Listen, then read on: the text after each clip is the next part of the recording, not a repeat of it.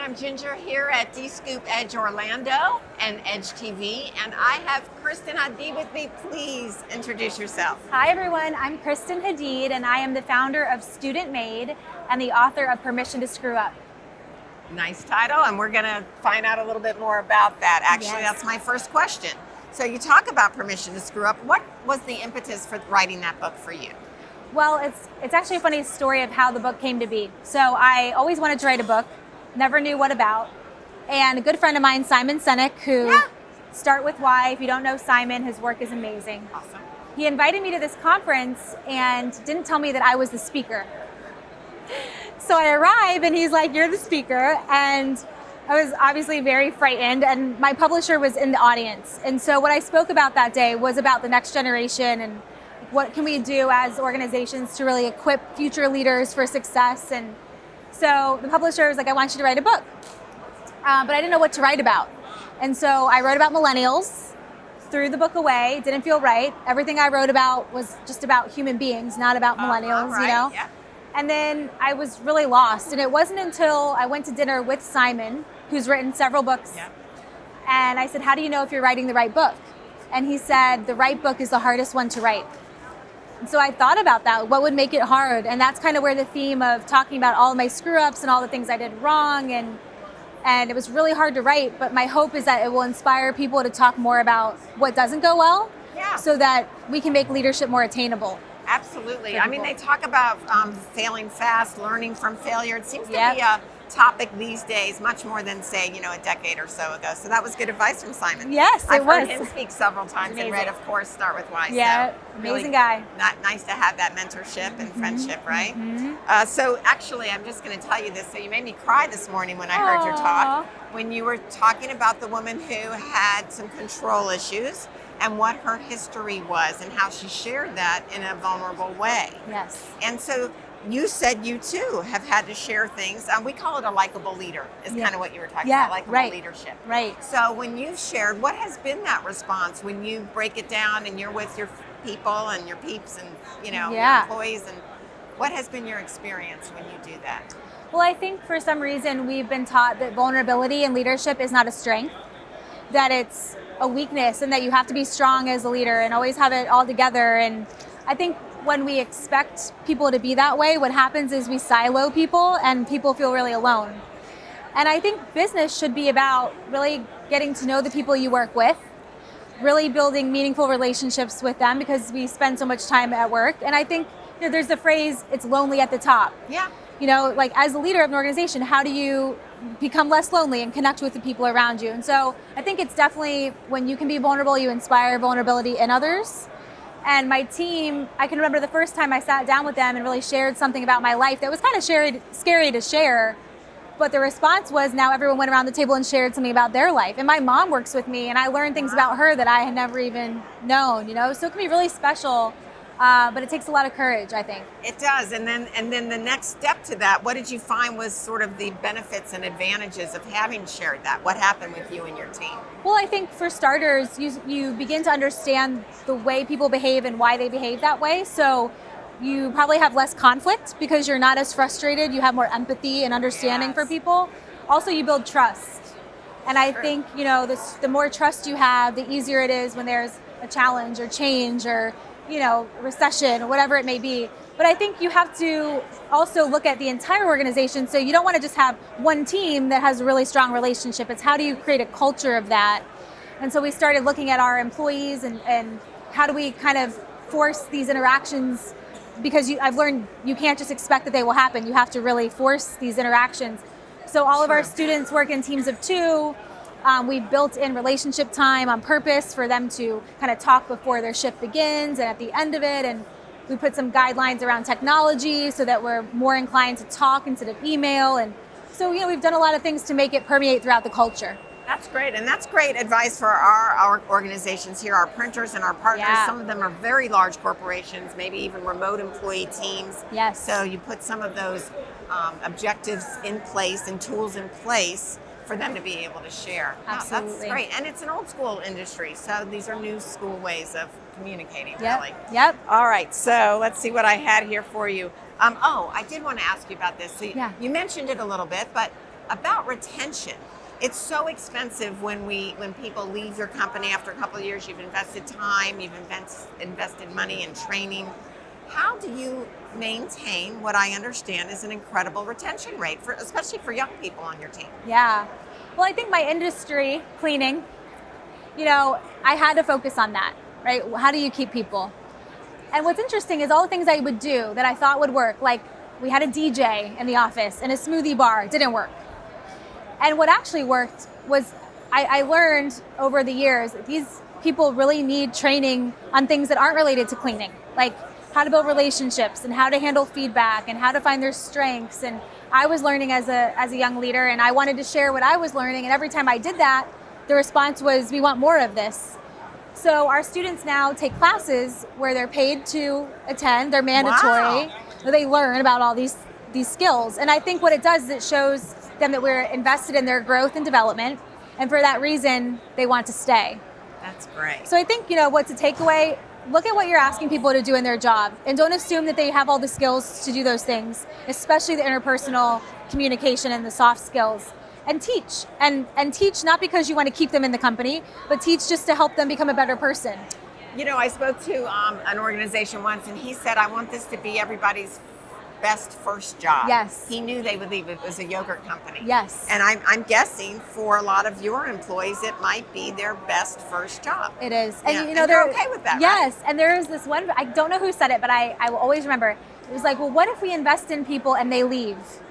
And then the response is, well, what if you don't invest in people and they stay? Exactly. I've heard that too, right? Yeah, you don't want that. You don't want that. So how many employees do you have now? Well, this is an interesting, so we used to have 500-600, Okay. and now we're down to 50 to 75. Okay. And I think What did you do with what were all those people in the field? Well, we had big contracts that we required that we would, peak up and grow the team, Yes. and it was really affecting our culture. And I don't think in business we talk about, failure is seen as if you downsize, it's a failure. But really, I don't think it is. I think it's a courageous thing to do to protect your culture. And so we decided this isn't how we wanted to grow. We didn't want to grow by adding contracts with clients who didn't treat us well and treated our, team members horribly. And so we chose to really downsize the growth in that sense, but then grow in how do we teach people to emulate our culture. Yeah. Well, you right-sized is what you did. Yeah, we right-sized. Yeah, I love that. Said, Yeah. All right. So, so if you're talking to business owners, do you have a couple of action steps? Are you teaching these classes, by the way, that your employees come to? They're all student taught. So we train our students to teach their peers. Some of these life skills, leadership skills. Yep. Okay, all right. So then you must have a couple of action steps that you could share with our folks here. Yeah. What do they need to do to be thinking about retention the right way? Yeah, so I would say the first thing that I try to do, and I still struggle with it, is ask instead of tell. How do you empower people to step up? And I think it's so easy to, here's a solution, or here's how I would handle it. But that's not how we help people grow. So how can you ask questions? What do you think? What do you think the best idea is? And empower people to really go after that versus telling them what to do. The second is feedback is powerful. Yes. And I think a lot of people leave because they have an idea or a frustration and they don't know how to voice it, so they're frustrated, so they leave. And if we can teach people to use their voice, I think we could prevent a lot of people from leaving. Okay, we want that on your website, class, because, everybody needs that. Yeah, so maybe just sitting down and making sure that people know how important their voice is, and maybe doing check-ins with people quarterly or semi-annual, tell me, where can we grow? How can we be better to try to prevent that frustration from building up? Yeah, so they have the opportunity in a regular forum to discuss their ideas or their frustrations or their positives. Absolutely. Especially if they're right there on the front line. Yep. I mean, okay, Absolutely. All right. So you also and you mentioned this a little bit, asking employees, what I understand about your culture is you empower them to solve their own problems. And some of them are very young. Yes. But doesn't mean that they don't have great solutions. So what goes into empowering somebody in your organization to solve their own issues or problems? It's hard because I think when you have that philosophy, it inevitably means people are going to mess up, which could mean unhappy customers, losing money. And so you have to be willing to do that, even though that might be the outcome. For us, what it looks like, we used to have inspectors that would come after every house cleaning to make sure that the team hadn't missed anything. Wow. We don't do that anymore. We trust them to work together and figure it out. And if they mess up, we give feedback. Yeah. But I think it's powerful to say, hey, we trust you so much that we don't have someone checking over your shoulder. But then also, when there is a challenge that pops up on the job, we don't solve it. We ask instead of tell. What do you think? You know, and I think a part of this also is teaching people to own their accountability. Yes. So when they do mess up, we don't sit and say, okay, here's what you're going to do to grow and be better. We put it on them. What happened? Why did it happen? What is your plan to make sure you grow from this? That's How a do we great hold you question. accountable to that plan? So we really involve them in that learning process. I love that. So, you know, we have, I'm sure in our large organizations here, we have, you know, young people entering the print industry, which is awesome. I can't wait for them Yeah. to, you know, grow this even further. Yeah. But there is a lot of customer service. And if you mess up on a big job, I think owning that and then getting some support. Listen, I messed up, you know, like you were saying, Yep. your whole thing is permission to fail. Permission right? to screw up. Or Yeah, permission to screw up, right. Same thing. Yeah. So I think those are great tools for, especially for your organization. So what is it like to run an organization that was 500 and now it's 50 to 75? Amazing. Right? It's like, it's right sizing, yeah? Yeah, there's something really special when you determine what you stand for and then you decide you're not going to waver. And for us, it's treating people well and treating our team members like gold. And so if there's a customer that doesn't, we can't do it. Yeah. And I think business gets a lot easier when you weed out the people who really cause all the problems. Yeah. Well, it is. It's true. I hear people say, I choose my clients. Yeah. Yeah. I do Absolutely. that too. And there's some clients that you just say no to. Yes. And that is empowering. Yes. I really do think it is. Yes. Let's see. Oh, yeah. And you talked about this, about ensuring that everyone feels like a leader. So leadership isn't about your title or your position within the organization. Right. What are some of the steps you take for everybody, I guess, across, not just the young people, right? Yeah. To feel like a leader. Well, I think, you know, our curriculum really empowers people with the skill set they need to lead. The fact that there really isn't a hierarchy in the company. Okay. We have an executive team, but these are people who we say lifers, like these are people who, this is what we're doing for life, leading this company and growing these people. We have an ambassador program, which is kind of like an internship, sort of. It's a year long. And students rotate in different parts of the company, so they learn about operations and recruitment and finances and all kinds of stuff. But again, if you want leadership opportunity, it's here. Okay. You know, and it's to learn more about how a business operates if you're interested in business. So we have a lot of opportunities for people to step up and take ownership and grow. And we expect that they will rise to that request because they're a part of our company and that's what it's all about. Do you talk to them about self-leadership? Oh yeah, absolutely. Yeah, I would think that's a core and of like your owning kind of value. your, you know, it's like you have to own your growth, own your accountability, own where you want to be and the steps required to get there. And it's very much a tough love leadership approach. You know, we're going to give you all the tools, but we're not going to do it for you. And you have to prove that you want to be here. So what was one of your first jobs? Well, this was my first real job. Okay. My parents, where I get my leadership philosophy is absolutely my parents. Nice. They were, you know, we're not helping you with your homework because we're not going to be there when you take the test. So if you have to go to school with it unanswered, that's what it means. And you have to get unstuck on your own with your teacher. And so it was hard sometimes because I didn't understand why. But now I'm so grateful because they were just preparing me for life. The real world. The real world. So you get out of college and you decide, I'm going to start this organization? Well, I started cleaning houses in school to pay my way through, and then it became a company. Right before my senior year is when it really became a business, where I got a contract, hired a bunch of people, and then I was just so excited by the challenge of how do you make this kind of business work that I turned down a job in finance, and now I couldn't even imagine. I couldn't imagine working in finance. It would have been bad. Yeah, well, you would have found that out pretty quickly, yeah. I'm guessing.